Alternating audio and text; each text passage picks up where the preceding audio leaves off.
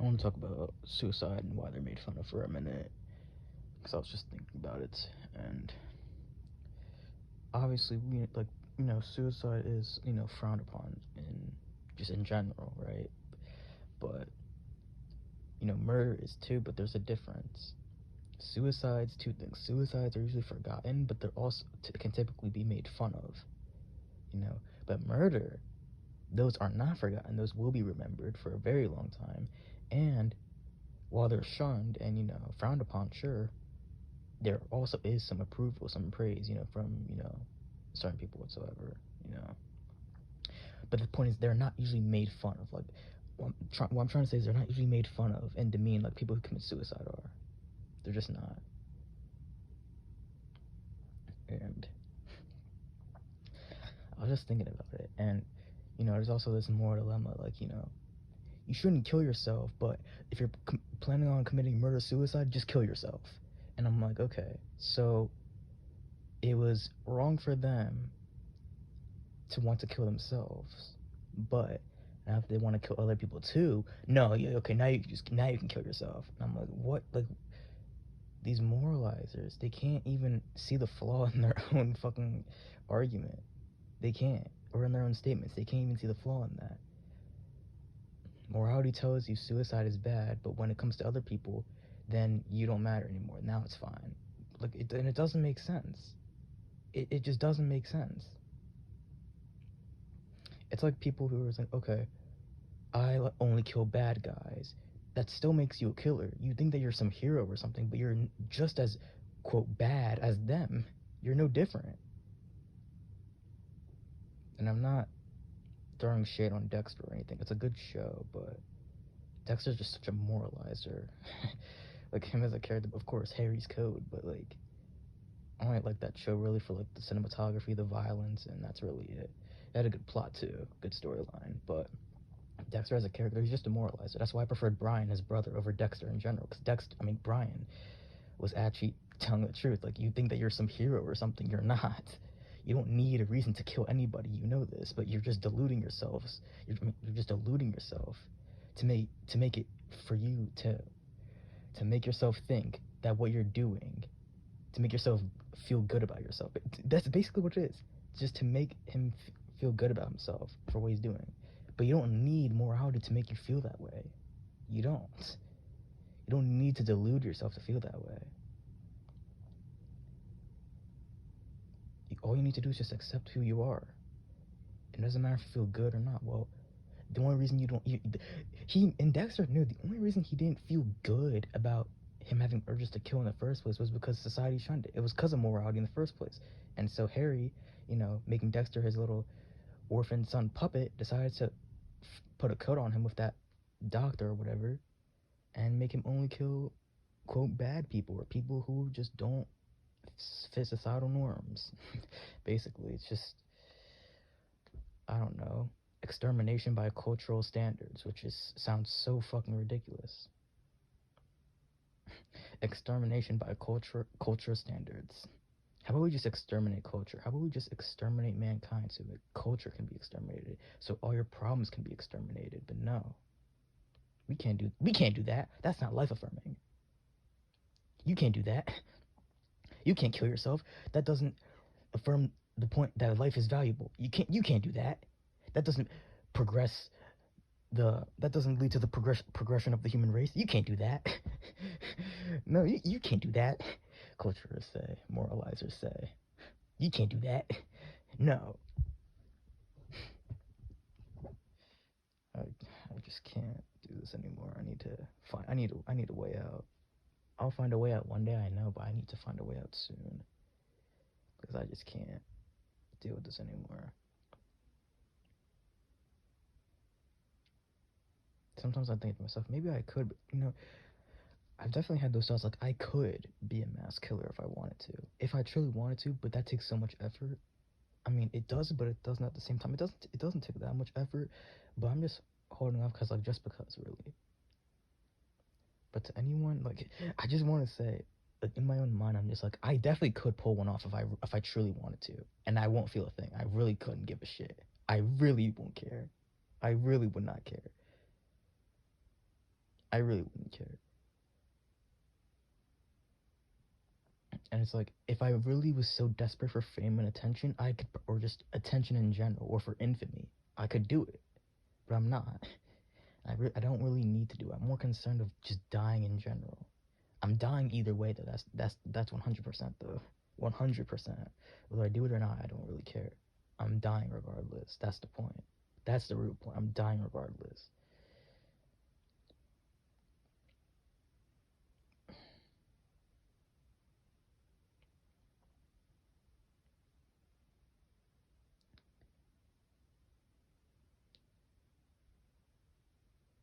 I don't know.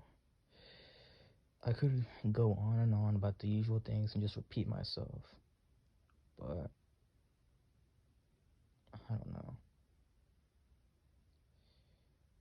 I look around and every single day there's always some representation of culture somewhere. There always is. Whatever I do, wherever I go, I can't do anything without seeing some form of representation of culture, or someone just imposing their values onto me, imposing their ideals, their opinions. Same fucking difference. It doesn't matter. You don't even realize it. But what could I go on about? Childbirth and how, I don't know, that's fucking stupid. And it's really okay. I'm gonna say one more thing before I end this.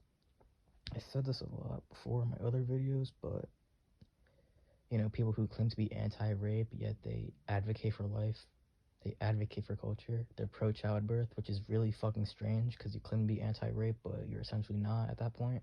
In fact, you're essentially just pro-rape. Then I really don't see the correlation between you being anti-rape and you being pro-childbirth, you being advocating for life and culture.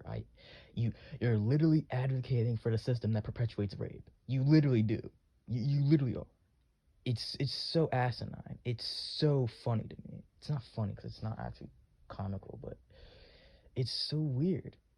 It's just so asinine. That's the only word I could use to describe it. Because I've said this multiple times of how I can compare rape and childbirth. Rape and childbirth, they both have two core principles. Both lack consent and both impose suffering onto the person or subject or whatever you want to call them. And people are saying, well, how is childbirth imposing suffering onto the child? Well, here's how. Everyone's heard of the saying life is suffering, but most people interpret it to saying that life has suffering. So automatically, by default, you are saying that life has suffering at some point. So that alone is already guaranteeing that they're going to go through some suffering at some point. But I don't even interpret it that way. I interpret it to mean life is suffering. Awareness itself is suffering. It's better to not be aware than to be aware. That's what I interpret it as. And that's how it really should be interpreted as, that life itself is suffering. But most people don't. But even if you don't like that, you're still guaranteeing some form of suffering by bringing something into life. Nothing is better than something. I mean, I don't understand how people can't see that. But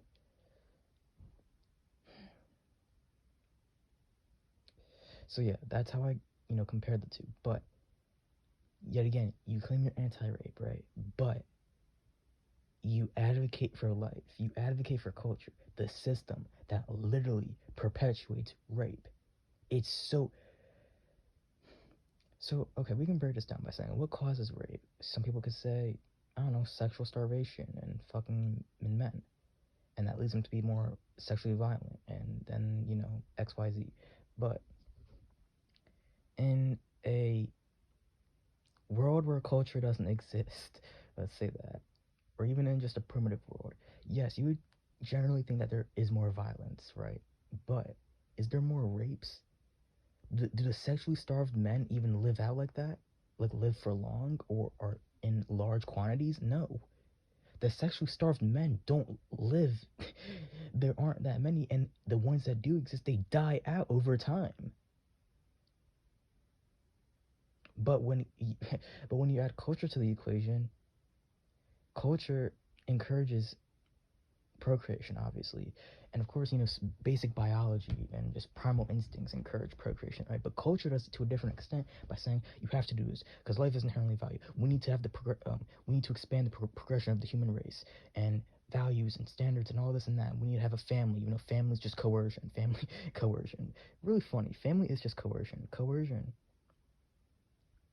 Is it close to rape? Kind of, but not really. But forceful. You know. It's in that area. It's close. But anyway, that's how culture, you know, pushes procreation, right? But what culture does differently is culture, you know, culture advances, preaches, procreation, as I said already, but they also add, standards, value in general, and when will I not be incoherent? But the point, what I'll say is to sum up the point, since I'm being incoherent for some reason right now, is that culture leads to more sexual starvation. I'll just say that right now. For some reason, I'm being so incoherent that I can't even explain that point. But that's the point I'm trying to convey. That culture increases sexual starvation. Culture leads to more sexual starvation. Okay? Because culture perpetuates values, standards, this and that. It could be anything, XYZ, about why, your partner should be this, you should mate like this, and this and this and that. You shouldn't mate with this type of person, you shouldn't mate with this type of person, and this and that. And since culture at the same time, advocates for procreation at high rates, at rapid rates, mind you, this will undoubtedly lead to mass sexual starvation. And if sexual starvation is the main forefronter for sexual crime, sexual violence, rape, then that would mean that culture, the system of culture, literally perpetuates rape. Like, it's not that hard to figure it out. It's not that hard. It's not that hard. It's really not that hard. It's not that hard to figure that out. Culture literally is the system that perpetuates rape. Yet you claim to be anti-rape, but you advocate for culture. You advocate for life. You advocate for childbirth. It makes no fucking sense. Death to all moralizers and the culturalists, I guess. I mean, death to everyone. I don't understand why people are just so hell-bent on life. I'll never understand it.